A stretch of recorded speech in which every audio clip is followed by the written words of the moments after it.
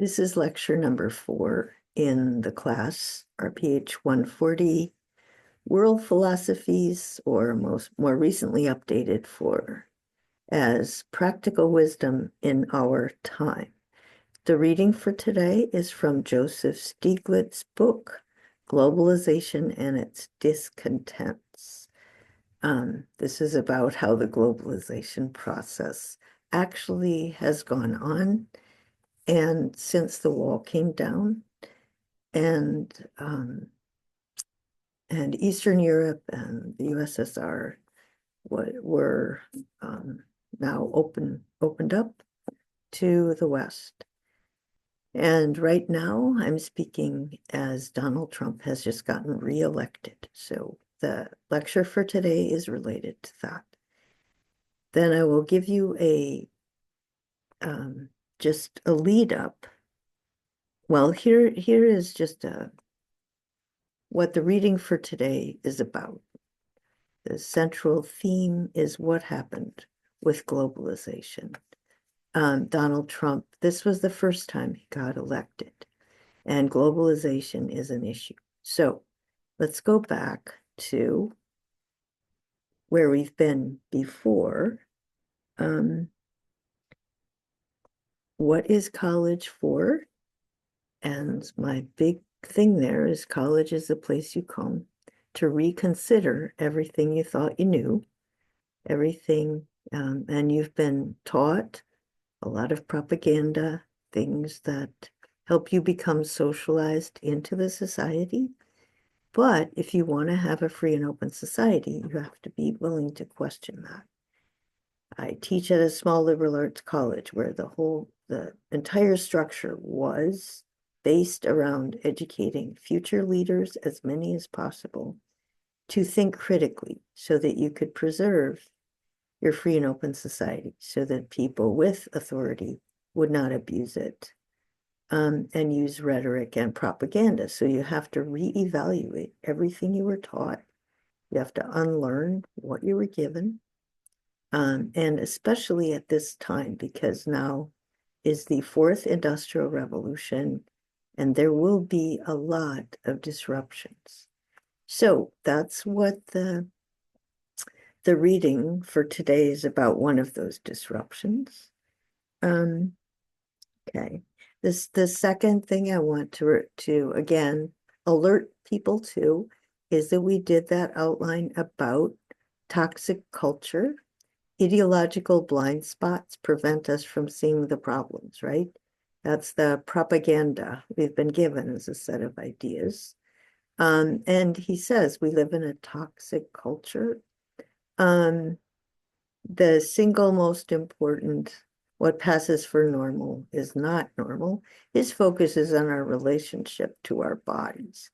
But this one is, what is a normal economic system and what is a normal way for globalization to occur? And Mr. Stiglitz is saying that what actually occurred was not normal. It was abnormal. It was corrupt. It was mismanaged. So our country's skewed idea of normality in the globalization process is the problem that I'm going to speak about today. Here is the reading for last time was Mr. Sachs' view of the ages of globalization. And I'm just going to highlight a few things that he said that are specifically related to the issue for today. He said the 3 risks. Again, globalization is complex. We want to make sure to take advantage of the good things and be wary of the downside and correct for the downside so we can continue the process in a way that allows everyone to flourish. What were the risks? Well, destabilizing increase in economic inequality.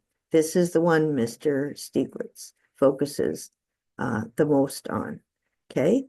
Ending poverty is possible, but we need a better redistribution of wealth. The global environmental crisis is Mr. Stiglitz would agree with, and he mentions that also. It isn't his focus, but it's definitely part of the problem. and then avoiding war.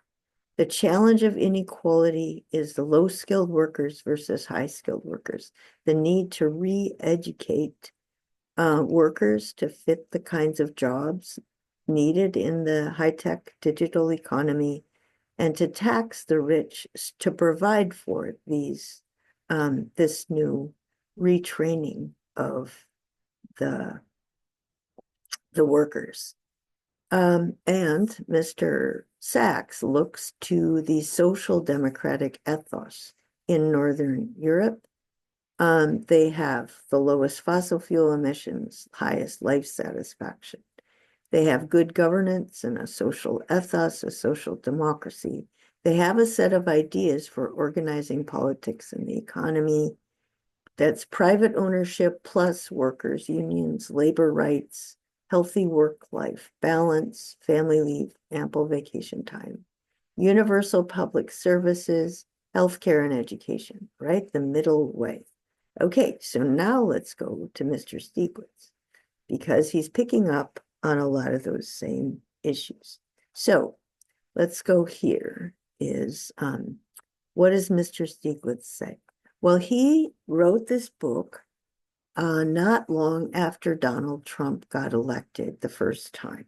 So I'm speaking to you not long after he got elected the second time. What did he do the first time?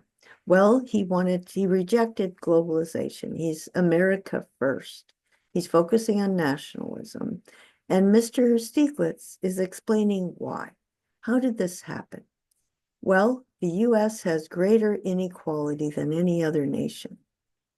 As Mr. Sachs said, that's one of the main problems throughout the globalization process, but especially in the US, because we're the richest nation, but we have the most inequality. Americans' wages are stagnant. They have no health safety net, right? Like the EU has, and especially those Northern European countries. The victims, okay, so people in developing nations feel like they were the victims of the unfair trade rules made by the US, but the workers in the US were also victims of these unfair distribution of wealth within our country. Who are the winners? The global 1% and the middle class in India and China. Overall income, national income went up. The trouble is, those at the top got more than 100% of the gains, right? So everybody else was worse off. The unskilled workers in particular were worse off. This is really important, right? Our overall, so whenever we hear, oh, our overall gross domestic product is huge. Well, yeah, except that most of the people in the US are truly struggling. It isn't just their income. Housing prices have gone up, education has gone up, and it's all the other expenses has gone up. And the US does not. People have to pay for their children's college education. They have to pay for healthcare more than the Northern European countries. So Americans have been struggling a lot. And then among the developing countries, those that followed the American model of minimal government intervention, that's what we're famous for. This is our ideology. Keep the government out. Freedom means free trade, maximize free trade. The developing countries that follow that did worse than the countries that followed the Northern European model of social democracy. Globalization has been mismanaged. It was not inevitable for the middle class to shrink. It's not normal. So again, we have this idea of what's normal that is not normal. Mr. Stiglitz is saying, no, that's unhealthy. Just like Mr. Mattei was saying, our idea of normal is destroying our bodies. Mr. Stiglitz is saying our idea of normal globalization has destroyed the lives of people all over the world and within the US. And it's not normal, it's abnormal, it's unnatural, it needs to change. The rich are getting richer and the rules are designed by the rich for the rich. It would have been possible to take some of the gains away from the winners, having them share their gains with the losers. The winners were selfish. Politics in the era of globalization's rapid advance concentrated globalization's gains even more in the hands of the winners, especially the US, where money has so much influence in determining political outcomes. There were successive tax cuts under both political parties. So this is something that all the political actors in the US, ever since 2010, Citizens United especially, whoever has the most money wins the election. So the donors, once they've paid for your campaigns and you win, they treat you like you're their employee, and they tell you what laws to make, what laws not to make, and you just have to do it or you won't win the next election because they won't donate to your campaign. They'll donate to somebody else who then will win. It's a pay to play. It's very corrupt. Since World War II, the world has benefited from the global economic order, the international laws. There were lots of successes. Global diseases were in declined and life expectancies increased. But what happened was American negotiators got what they wanted. Reduced tariffs and other barriers, right? Free trade. They wanted the wrong things. What they wanted was cheap labor, no environmental or labor protections. Wages went down, intellectual property rights, to increase the profits of America's big corporations, especially the drug and entertainment companies, but it also decreased the advancement of science in the US and the world, and it increased the cost to Americans and it reduced innovation. So we wouldn't let the developing countries, or even in the US, create generic versions of these drugs. They kept the intellectual property rights and they kept making money. And so people in the developing countries who wanted these drugs had to pay really high prices for them, even when there were generic forms available. Okay, so American negotiators got most of what they wanted. They wanted what American corporations wanted. Okay, this is the quote that I just talked about. Okay. They were okay in developing countries. They were pleased that trade agreement helped ensure the property rights of investments in developing countries, for this made their threats to relocate their plants in these cheap labor countries more credible. So that's why American workers had to negotiate lower salaries and fewer benefits, because the companies could move their companies abroad. And so, right, and then the intellectual property rights. Within each country, there were winners and losers. The winners were mostly selfish. They controlled political campaigns. They demanded tax cuts. They led to financial market deregulation and the economic collapse. Had the advocates of globalization and other countries been more enlightened and less short-sighted, they would have recognized the threat to working men and women posed by globalization, and they would have done something about it. Just they would have recognized the threat to economic stability posed by unbridled financial market deregulation. Okay, so they didn't see ahead. And Mr. Stiglitz knew that somebody like Trump would emerge because of what was happening with globalization. He actually he was the president of the World Bank for a while. So he knows what went on. He was there. But the other thing that's happened is that there's a gap between the managers and the workers in terms of just where they live. There are separate neighborhoods, like within the US. There are wealthy suburban neighborhoods, and then the poor live in ghettos, middle working class people. People tend to be segregated by class, which usually is associated with race. But and then rural communities were separated from urban communities, and they developed a whole different way of life. The urban communities were trying to compete in the digital era. The rural communities were not getting education to get the high-tech jobs. Their farmers were affected by globalization. So their lives, their way of life was declining because of globalization. And there wasn't any compensating for it because the level of education you needed and the kind of jobs related to the digital um, revolution were in cities.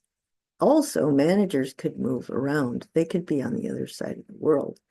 And so they were completely detached from the community. So there was no obligation of the privileged. So when the workers actually lived in the communities, they knew if the schools were good and if the healthcare was good and if it was a safe community. And so they would uh, allow the legislators of their state to make laws that kept up the high quality or that improved the quality of education, safety, healthcare, and housing. But when they live on the other side of the world, it means nothing to them. Okay, increasing inequality split management workers and the communities. As economic segregation grew, the executives making key decisions lived in separate neighborhoods. They often rotated managers in different locations, so the managers really had no connection to the community. Whereas in the past, the care for the community was partly because they had a sense of social responsibility because it was in their enlightened self-interest to have well-functioning communities so they would have happier and more productive workers. But with outsourcing, they don't even have to live in the same country. I remember years ago, 30 plus years ago, I used to teach business ethics. And the big idea there was stakeholders as opposed to just stockholders. But the assumption was everybody who has a stake in the well-being of the community should be considered in the decisions business leaders make. So it's the stockholders plus the workers plus the customers plus the community. And you're going to have better customers and if you have a better community, the customers are stable, they'll have money to buy your product. If your employees are living in a stable society where the public schools are good and the healthcare is good, they'll have money to spend on your product. Otherwise, it's really enlightened self-interest. And the emphasis in business ethic was to create an ethos, an ethic within your community where people cared about each other and they cared about the broader community. And now that has really broken down. It's not, it used to be normal and it's not normal. What's become normal is the opposite. Outsourcing, labor's turned into a commodity, no concern for quality. The GI Bill, that was years ago, my father got that.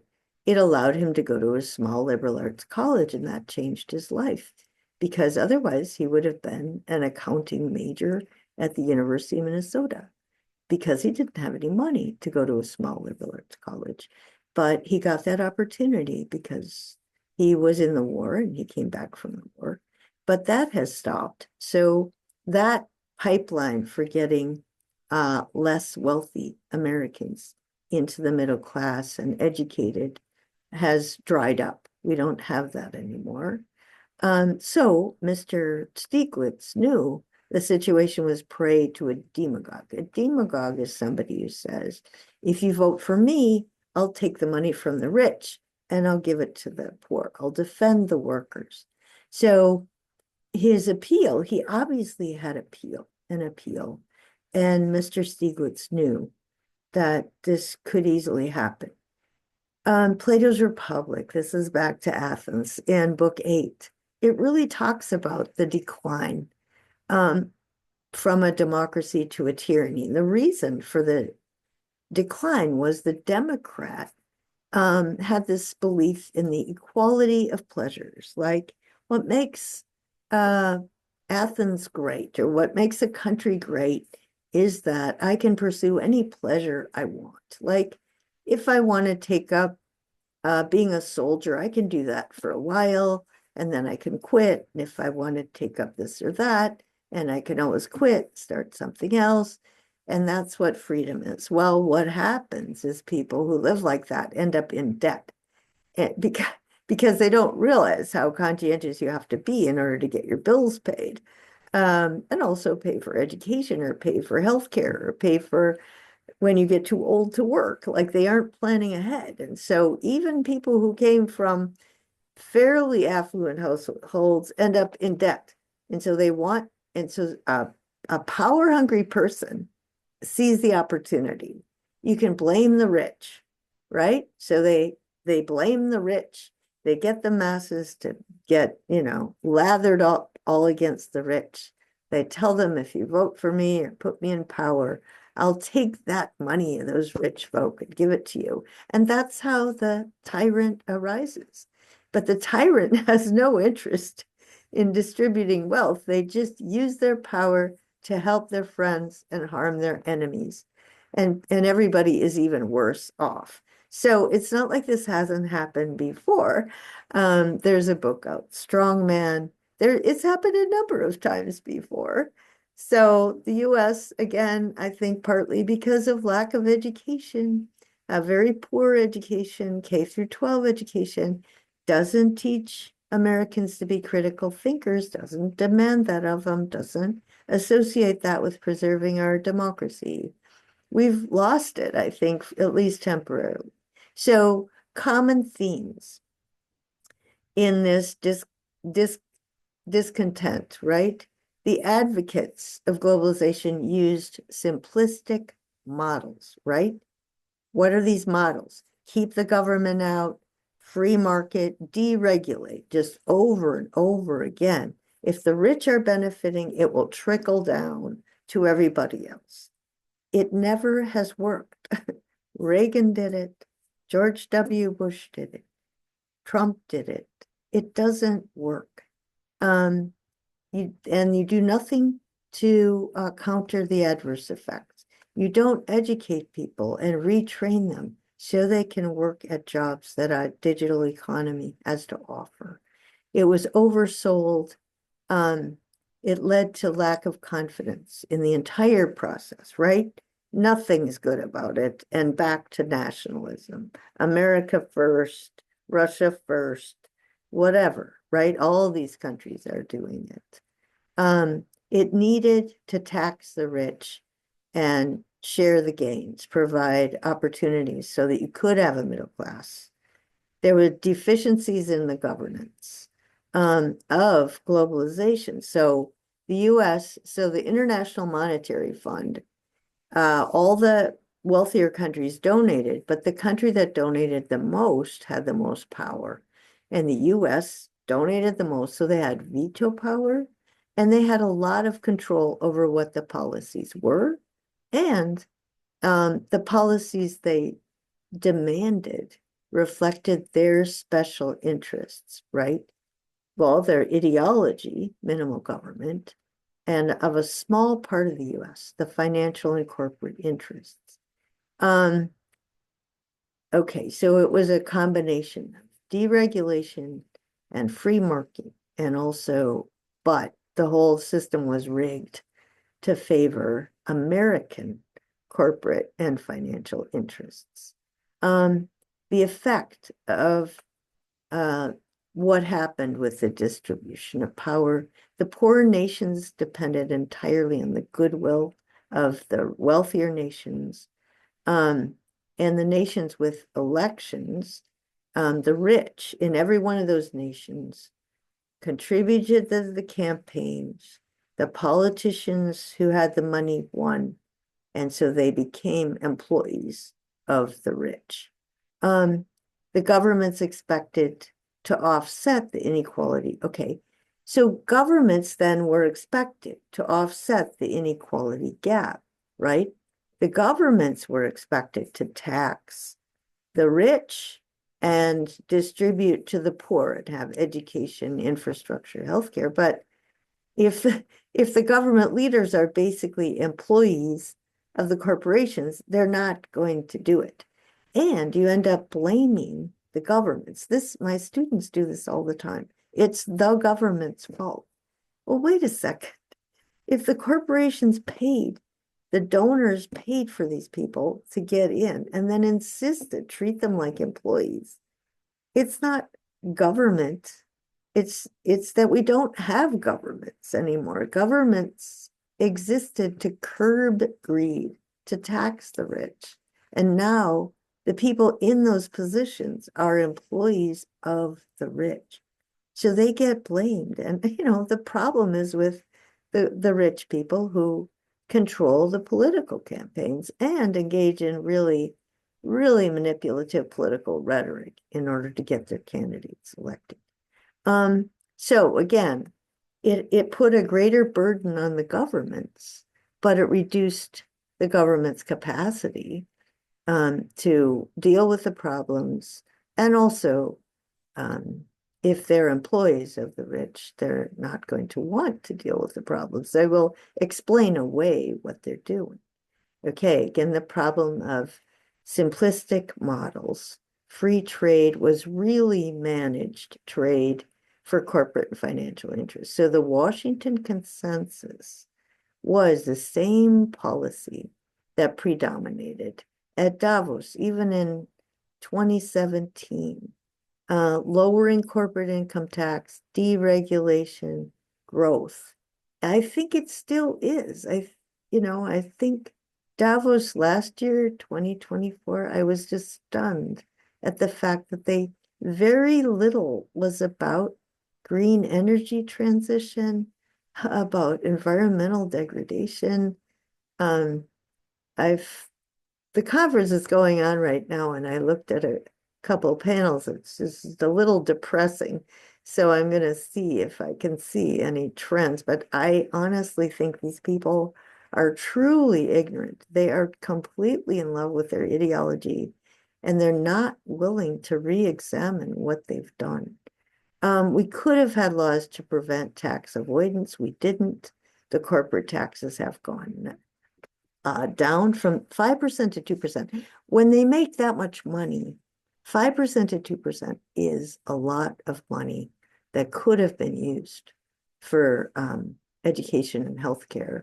For example, as Mr. Sachs said, the top 1,700 people in the world, if they would pay 1% of their wealth in tax, you could educate every child in the world. That's why 5% to 2% is really huge. Mr. Stiglitz says this is not inevitable. It's not normal, right? We shouldn't call this normal. It's oversimplistic, and the Scandinavian countries, that's what Mr. Sachs mentioned. Mr. Stiglitz agrees with that. The Scandinavians resisted that and had their own system. But the Washington Consensus is the same thing. Minimal government, deregulate, trickle down, the Treasury and the International Monetary Fund. So again, the US is completely in agreement with this. And the consensus was made among the people who imposed the policies and benefited, but not the people who experienced the effects, especially the negative effects. They did not allow any government assistance in helping to form, help people adapt to globalization. They ignored the risk. The risks due to deregulating the banks, right? So they deregulated banks and didn't pay attention. They emphasized education, but only elementary. So they could say, yes, we care about education, get all those kids in schools. But if you only educate them for elementary school, basically you have a whole workforce that will do whatever you tell them, and they can at least read and write. But that's about it. They're not going to be able to get promoted to jobs, leadership, management jobs. So the people in developing countries won't be able to govern themselves, to govern their own companies. All they will be is workers who have to endure whatever conditions the employers from the wealthy countries tell them to do. Okay. All right, same old policies. The key differences in impact on developing and developed nations. So basically, the poor nations are now in debtor prison. They have to do whatever their creditors demand because we loan them money and they have to pay it back. And um, it's we just in a lot of ways we didn't play fair. All right. Like we were supposedly free trade, no tariffs, no subsidies, every government just free market. Well, our government, the US government, kept subsidies on cotton so that the farmers in India and Africa couldn't sell to the US, right? US cotton was cheaper. Um, Even after the IMF told these countries to focus on single products they could sell abroad, right? So India, Africa, all these countries, they did what they were told. They cut down their trees, exploited their um, natural resources, however the IMF told them to do, worked on creating cash crops to sell to the wealthy countries, and then countries like the US kept their own subsidies so that these countries could not compete with the wealthy countries, especially the US. Okay. Then there was this criticism, well, households don't act rationally, and we thought they would be rational. But this is a really sick notion of rational. If rational means calculating your own self-interest. Well, households, thank goodness, don't act rationally. Nobody would get married if they were rational because it costs you money. You might have to share your money. Okay, you're much better off staying single when working your whole life. That's how to make the most money. Is that rational? You would never have a kid. You wouldn't have friends because you might want to go out with your friends and spend money drinking or eating together or, any kind of social event that would cost money. So their idea of rational is calculating the most efficient means to your own economic self-interest. It's inhumane, and then they criticize people for not acting rationally. What do you mean, right?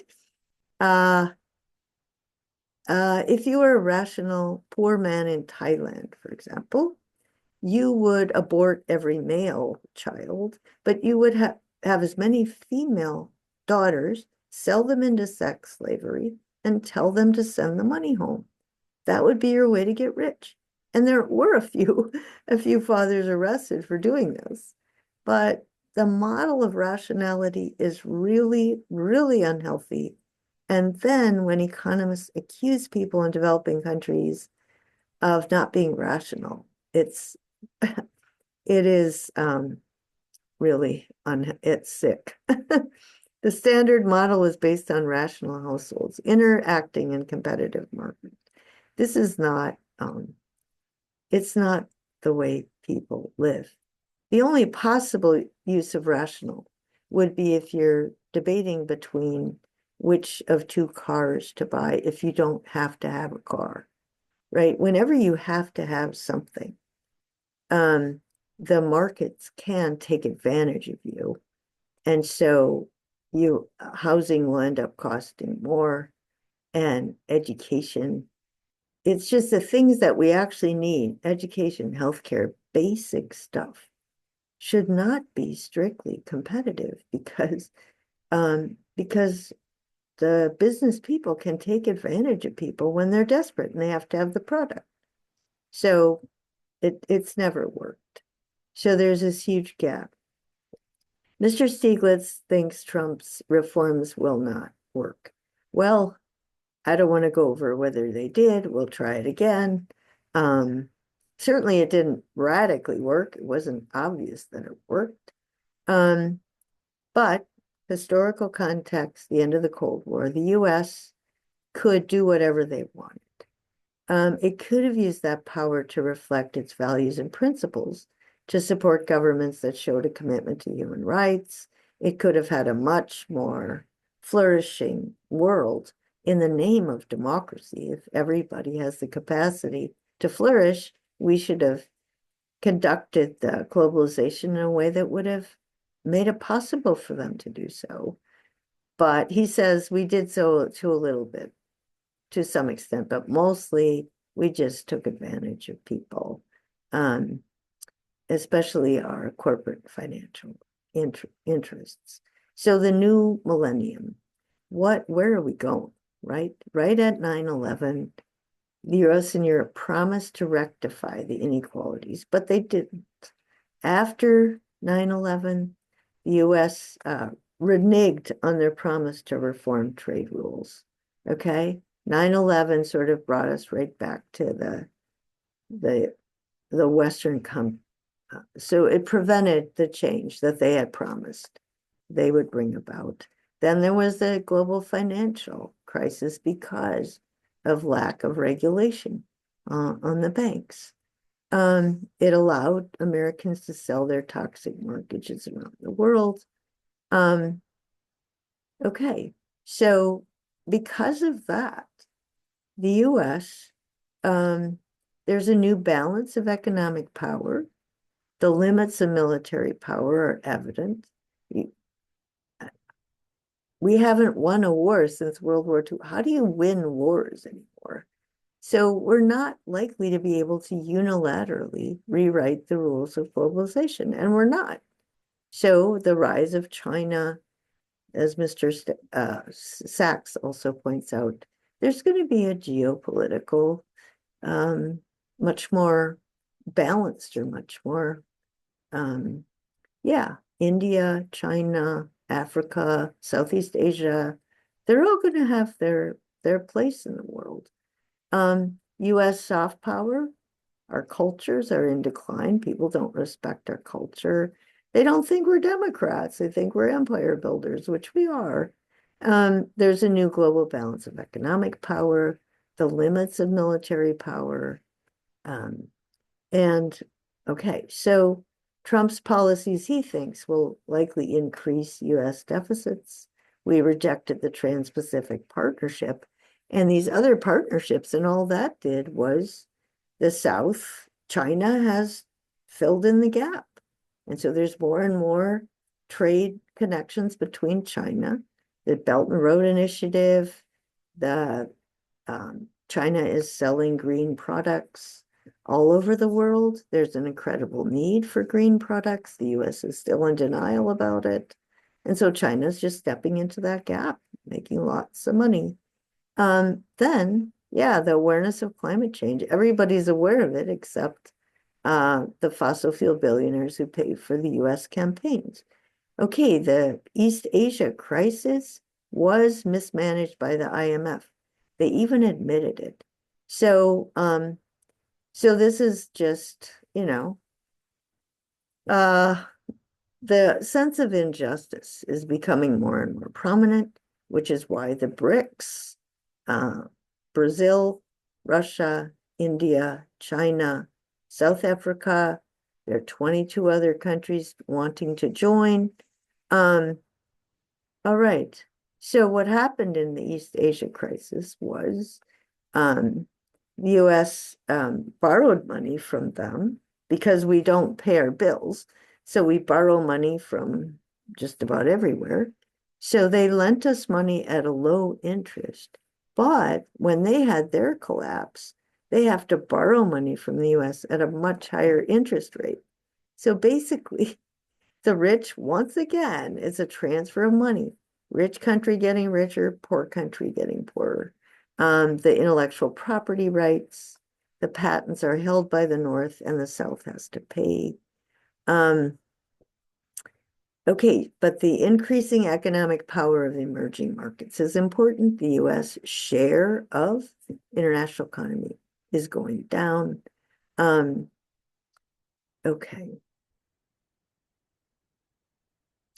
Rebalancing the system, right? So Paris Agreement, again, we've gotten out of green technology, which is a huge mistake. There are businesses in this and states in the US that support it anyway, but nations are creating their own systems. They're ignoring the US. And also we are moving into a service-based economy, but we're not providing the skills and education necessary to have a decent middle class standard of living in a service economy. Failure of American regulators combined with excessive greed. All right. So it didn't work. What are we going to do now? Right? 3 ways forward. We could double down and do the same thing again, but nobody's going to pay attention to us anymore. The new protectionism, nostalgia for a world that will never return. Make America great again. This is not going to work. Because the whole economy's changed. So the third approach is fair globalization and shared prosperity. And so that would be the Northern European social democracy model. All right, so this is chapter 1. So this is up until this point, it was an addition it was in the introduction revisited. So I have some notes on the original introduction, but it pretty much says the same thing, so I won't go into that.